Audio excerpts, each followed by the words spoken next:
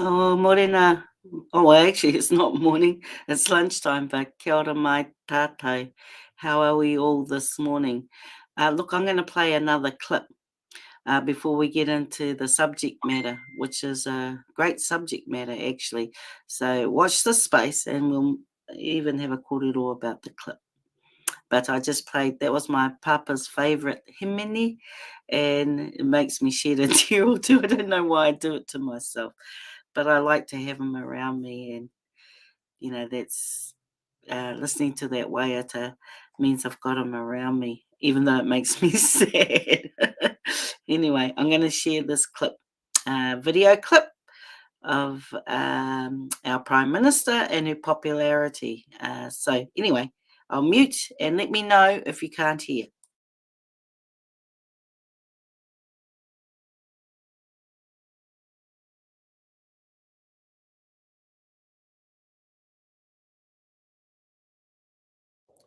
New Zealand Prime Minister Jacinda Ardern has been the celebrity leader of the international left. I mean, never mind what she's actually doing to her country, her economy, race relations there. Just look at her style, look at her smile, look at her youth, her wokeness.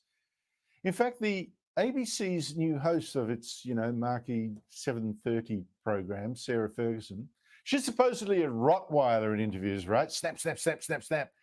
She simpered all over Ardern when she interviewed the Prime Minister 2 weeks ago. Get a bucket, because check what I'm going to show you. That was quite a speech that you gave a couple of months ago to this year's graduates at Harvard University. Sure. I would just point out our relatively low levels of debt, historically low unemployment, and good solid GDP growth. But apart from that, we are experiencing CPI increases. Thank you very much, Tourism New Zealand. But I just want to talk about the phenomenon of Jacinda Ardern. It's very unusual for a Prime Minister of a small Pacific country to become a global celebrity. How do you explain the sustained interest in you? Tell me how wonderful you are. How do you manage it? I mean, seriously. But there are signs that the Jacinda Ardern gloss is sure wearing off fast back home in New Zealand. Joining me is Dr. Oliver Hartwich, Executive Director of the New Zealand Initiative, to tell us what you wouldn't have learned from the 7:30. Dr. Hartwich, thank you for your time. In Australia, we think we've got a huge problem with inflation, 5.1%. We're really worried. New Zealand's inflation is not 5.1%, it's 7.3%. Why is that? You're right, Andrew. It's 7.3, and that's just the official figure. It would have been probably 7.8 or maybe 8% had the government not delivered a temporary tax cut for fuel. So we are now looking at an inflation scenario for New Zealand, which is among the highest in the world. And you asked, why is that? Well, two factors. One, the government is spending a lot, and it has actually spent a lot more since COVID. But the other factor, probably the even bigger factor, is our Reserve Bank, because over the last couple of years, the Reserve Bank has more than tripled its monetary base from a level of just under 15 billion New Zealand dollars in February 2020 to about 53, 54 billion dollars today. So this is quite an aggressive stance by our Reserve Bank. We initially had a quantitative easing program, that is money printing, of up to 100 billion. They stopped midway through because they could already see that they're overstimulating the economy. but they're still stimulating the banks. They are still doing a so-called funding for lending program, and that means they're flooding markets with cash. That cash is trickling through the economy, and that's why we have this inflation in New Zealand. It sounds like our Reserve Bank on steroids, the way you describe it. And how's the economy travelling? I mentioned the inflation rate. What other factors are you seeing, data that you're seeing that suggests that you might be in a bit of trouble there? Well, if you listen to our government, they will tell you that we are currently looking at an economy in full employment because our unemployment rate is very low. We have 3.3% unemployment. However, things are not as good as they seem, because actually what you're looking at here is a crippled labor market, because what we have done is actually we have reduced the labor supply because we are no longer letting people into the country. Well, it's just starting now after 2 years of being a hermit kingdom. But at the same time, we have also reduced the labor supply domestically because we are no longer actually forcing beneficiaries, job seekers back into the labor market. And on top of all of that, of course, the government is crowding out the labor market by employing more people. So over the last 5 years, we have seen a growth in public sector employment of more than 50,000 people. And if you put all of these factors together, basically what you have is you have an economy that looks like in full employment, but actually it is a very distorted labor market. It doesn't look good. And of course, we now have a phenomenon where migrants, potential migrants, no longer want to come to New Zealand because we make it very hard for migrants to even get their visas processed, let alone get permanent residence in New Zealand. So they actually might be better off moving to Australia if you're a nurse, for example, than trying to settle in New Zealand.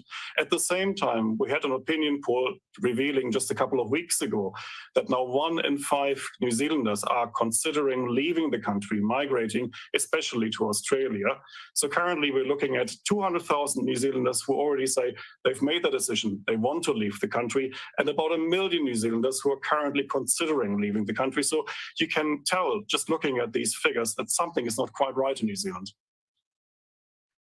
Well, I find it absolutely astonishing that Jacinda Ardern hires 50,000 more public servants, taking workers away from more productive jobs. Plus, you've still got the number of people on benefits increasing, and so's the number of people on job seeker support. It's so astonishing. And how's it being reflected in the polls?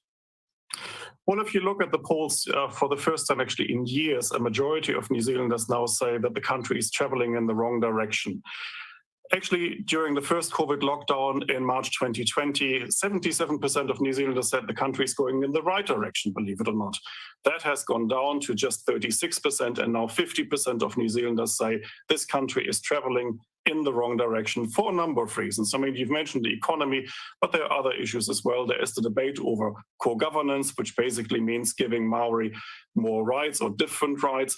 And so New Zealanders feel that something is brewing up in this country, and they're increasingly unhappy. And if you look at the polls, it is reflected in the most recent polls. We had majorities for the opposition. We still have about 14 months to go to next year's election, but the way the country is traveling with the economic crisis on the horizon and building up, the next year's election is the opposition's to lose. Yes, well, I think that the race politics, which we've covered a few times, you won't find a coverage of that in the ABC, is very seriously worrying. Oliver Hartwich, thank you so much indeed for your time.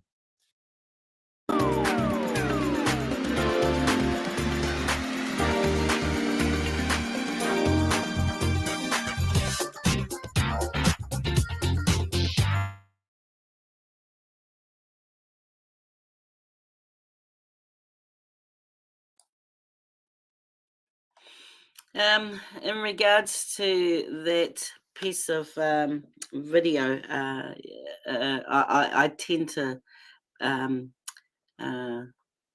I guess, am on a different perspective when it comes to race politics. But let us go back to the take of Three Waters, right? So everyone currently knows now that I am running for Hamilton City Council, and I guess the issues I actually want to. Oh, my husband's just come back. I'm just doing a live one. So I just want to talk about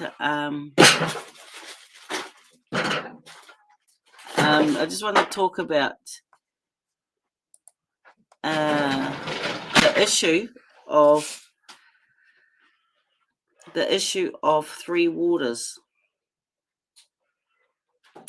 And